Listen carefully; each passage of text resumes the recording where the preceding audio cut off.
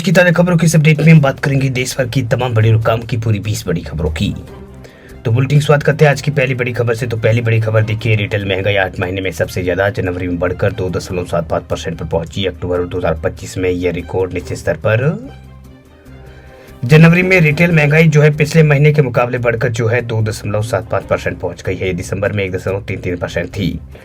वही 8 महीनों में सबसे ज्यादा है। मई 2025 में महंगाई जो है 2.82% पर पहुंच गई थी। सरकार ने गुरुवार को जो है ये आंकड़े जारी किए हैं महंगाई के। वही सरकार ने महंगाई मापने के लिए आधार वर्ष को जो है 2012 से बदलकर 2024 कर दिया है। ये बदलाव एक दशक से अधिक समय के बाद किया गया है। ब्लूमबर्ग के सर्वे में जो है 32 अर्थशास्त्रियों के अनुमान में बताया गया है कि इसे जनवरी महंगाई दर जो है 2.77% के आसपास पहुंच सकती है। वही पुराने इंडेक्स में खाने पीने की चीजों का वेटेज लगभग जो है 50% था, अब इसे घटाकर 36% कर दिया गया है। संख्या की मंत्रालय के सचिव के मुताबिक भारतीयों की आय बढ़ने के साथ ही अब वे भोजन पर कम और हाउसिंग व अन्य सेवाओं पर ज्यादा खर्च कर रहे हैं। महंगाई को लेकर अच्छी खबर देखिए दोस्तों, चांदी आज जो है 7,316 रुपए गिरी, कीमत 2,59,000 पार। सोना जो है 1,600 रुपए गिरकर जो है 1,56,000 पर आया है। दरअसल सोना चांदी के दाम जो है आज गिरे हैं। IBJ की वेबसाइट के अनुसार 1 किलो चांदी की कीमत जो है 7,316 रुपए कम होकर 2,59,000 पर आ गई। इससे पहले जो है चांदी की कीमत 2,67,000 रुपए किलो थी। वही आज जो है 10 ग्राम 24 कैरेट गोल्ड की कीमत जो है 1,672 रुपए कम होकर 1,55,000 रुपए पर आ गई। इससे पहले कल ये जो है 1,57,322 रुपए पर 10 ग्राम पर था। सराफा बाजार में जो है 29 जनवरी को सोने ने 1,76,000 रुपए के आंकड़े को छुआ था। चांदी ने 3,85,000 रुपए का अपना ऑल टाइम हाई रेट सोया था, लेकिन अब जो है गिरावट जारी है। इस साल अब तक सोने की कीमत 22,000 रुपए बढ़ चुकी है। वही 31 दिसंबर 2025 को 10 ग्राम 24 कैरेट गोल्ड 1,33,000 पर था, अब जो है 1,56,000 पर आ गया है। वही चांदी भी 28,000 महंगी हुई है। 31 दिसंबर 2025 को 1 किलो चांदी की कीमत 2,30,000 थी, अब 2,59,000 रुपए प्रति किलो पहुंच गई है। तो ये 28,000 के आसपास जो है दोस्तों महंगी हुई है।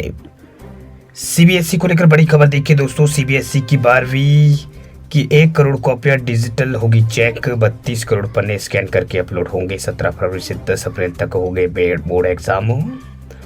दोस्तों इस बार जो है CBSE 12वीं के 17 लाख से ज्यादा स्टूडेंट्स की कॉपियां ऑनलाइन स्क्रीन मार्किंग सिस्टम से जांची जाएगी। मतलब ये कि उन्हें डिजिटल तरीके से जांचा जाएगा। CBSE 12वीं बोर्ड परीक्षा 17 फरवरी से दोस्तों 10 अप्रैल तक हो रही है। इसके लिए हर छात्र के सभी आंसर शीट्स के हर पन्ने को जो है परीक्षा केंद्र में ही स्कैन करके कंप्यूटर सिस्टम में अपलोड किया जाएगा। वही करीब 1 करोड़ कॉपियों के लगभग जो है 32 करोड़ पन्ने स्कैन करके अपलोड होंगे।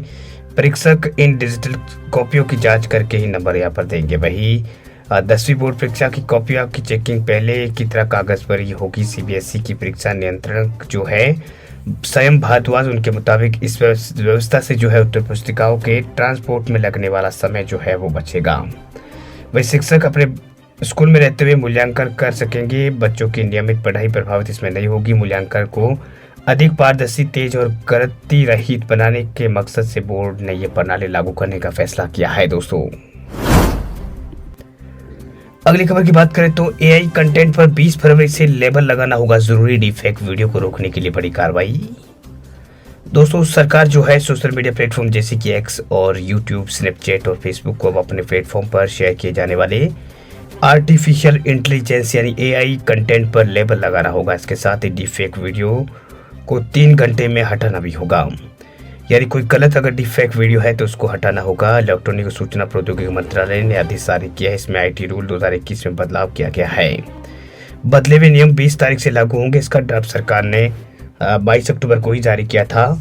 नए नियम के तहत डीफेक पर AI से बने कंटेंट लेबल और ट्रेस करने के लिए यहाँ पर है। मतलब अब AI कंटेंट में साफ लिखना होगा कि ये कंटेंट असली नहीं है, AI वाला है। इसे मिस इन्फॉर्मेशन और चुनावी धांधली जैसी समस्याओं पर लगाम लगेगी। नया रूल जो है उसके तहत जो भी social media platform AI content जैसे कि सिंथेटिकल जनरेट इंफॉर्मेशन क्रिएट करने देंगे, उसे हर ऐसे कंटेंट पर जो है प्रोमिनेंटेड लेबल जो है लगाना होगा। परमानेंट यूनिक मेटा डेटा भी जो है वो करना पड़ेगा। ये लेबल जो है विजुअल में कम से कम जो है 10% एरिया को कवर करेगा। ऑडियो में पहले 10% टाइम में सुनाई देगा।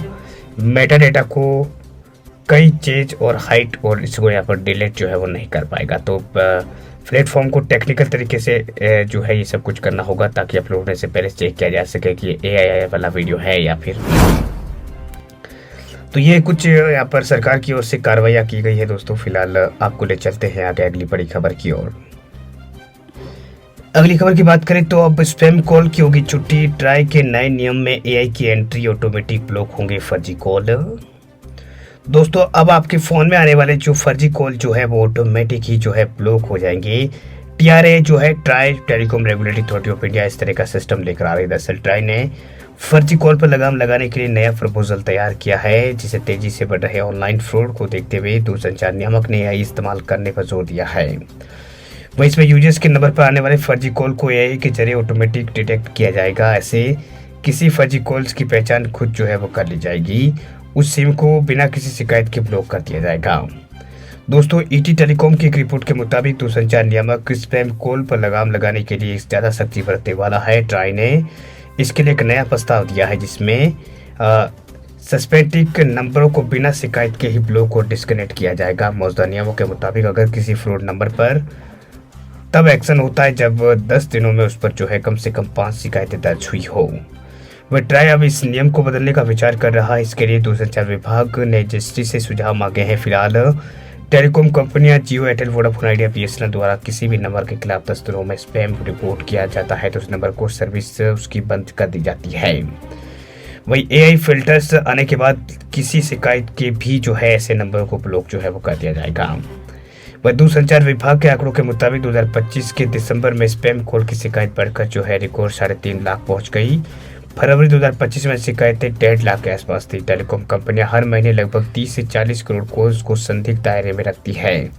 हालांकि यूजर्स द्वारा की जाने वाली शिकायतों की संख्या 10,000 प्रतिदिन ही रही है। ट्राई के इस गैप को भरने के लिए AI टूल के जरिए स्पैम कॉल को ऑटो डिटेक्ट करने के नियमों का प्रस्ताव लेकर आया है। तो दोस्तों स्पैम कॉल को लेकर जो है TRAI जो है telecom regulatory authority of India नया नियम जो है वो लेकर आ रही है। तो ये बड़ी खबर दोस्तों फिलहाल निकल के सामने आ रही है। फिलहाल आपको ले चलते हैं आगे अगली बड़ी खबर की ओर।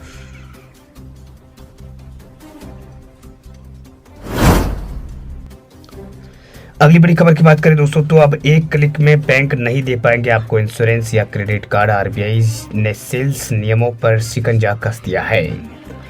दरअसल किसी भी बैंक में अगर आप लोन लेने जाते हैं, बैंक लोन देने के साथ में आपको कई सारे इंश्योरेंस कार्ड थमा देता है। अब ये खबर आपके लिए ही है, अगर आपके साथ भी ऐसा होता है तो दरअसल बैंक बिना सहमति के आपको एक क्लिक में बैंक जो है एक क्लिक में बीमा पॉलिसी नहीं बेच पाएगा। वही रिजर्व बैंक ने मिस सेलिंग और डार्क पैटर्न को लेकर नए नियम पेश किए हैं, जो कि आगामी 1 जुलाई से लागू हो जाएंगे। इन नियमों के तहत बैंकिंग सेल्स से जुड़ी रणनीतियाँ पूरी तरीके से बदल दी जाएगी। दोस्तों अब तक अक्सर देखा जाता है कि ग्राहक लोन लेने, खाता खुलवाने बैंक जाता है तो उसे साथ में बीमा, म्यूचुअल फंड, क्रेडिट कार्ड भी दे दिया जाता है। कई बार ग्राहकों को पूरी जानकारी नहीं मिलती है, उसे समझ में नहीं आता है कि उसने किस चीज़ के लिए सहमति दे दी है। वह डिजिटल फॉर्म में एक ही एग्री बटन दबाने की सेवाएं मतलब एक एग्री बटन दबाने से कई सेवाएं की मंजूरी अपने आप ही जुड़ जाती थी। बाद में पता चलता कि अनजाने में जो है किसी अतिरिक्त प्रोडक्ट को भी स्वीकार कर लिया है। RBI का मानना है कि इस तरह की प्रथाएं ग्राहकों के हित में नहीं है, इसलिए अब बैंकों को हर प्रोडक्ट के लिए अलग से साफ और स्पष्ट सहमति जो है वो लेनी होगी।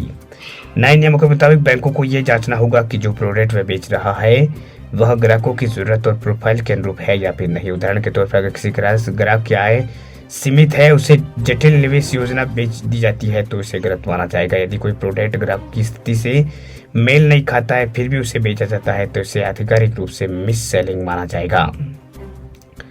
तो ये कुछ अपडेट जानकारी दोस्तों फिलहाल निकल के सामने आ रही है। फिलहाल अभी बात करते हैं आज की मौसम समाचारों की। तो देश के 6 राज्यों में जो है मौसम में बदलाव को लेकर चेतावनी दी गई है। दोस्तों मौसम विभाग की ओर से चेतावनी दी गई है, IMD की ओर से ये चेतावनी दी गई है।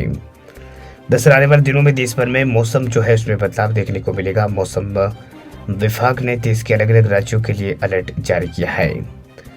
दरअसल पिछले 24 घंटों में देश के ज़्यादातर राज्यों में जो है बरसात जो है वो थमी रही है और गर्मी का असर जो है देखने को मिला है। लेकिन अभी जो है मौसम का यूटर्न आने वाला है। अभी 9 राज्यों में जो है सर्दी बढ़ेगी। दिल्ली से कश्मीर तक मौसम में बदलाव देखने को मिलेगा। दरअसल देश भर में कम होती सर्दी के बीच मौसम विभाग ने चिंता बढ़ा दी है। मौसम विभाग ने अभी जो है देश के कई राज्यों में बारिश को लेकर अलर्ट जारी किया है। इस दौरान 40 किलोमीटर प्रति घंटे की रफ्तार से तेज हवाएं चलने का भी अनुमान जताया गया है। जिन राज्यों में बारिश की संभावना है उनमें अरुणाचल प्रदेश, असम, मेघालय, नागालैंड, मणिपुर, मिजोरम और हिमाचल प्रदेश, पंजाब, हरियाणा भी यहाँ पर 16-17 को 2 दिन तक बरसात हो सकती है। इस दौरान 2 डिग्री तक पारा लुढ़क सकता है। उत्तर भारत के ज्यादातर राज्यों में जो है इस तरह की स्थितियां फिलहाल देखने को मिलेगी। वैसे वीडियो अच्छा लगे लाइक करें, चैनल पे नए तो जरूर सब्सक्राइब करें मौसम से जुड़ी जानकारी प्राप्त करने के लिए और देश भर की ताजा खबरें प्राप्त करने के लिए।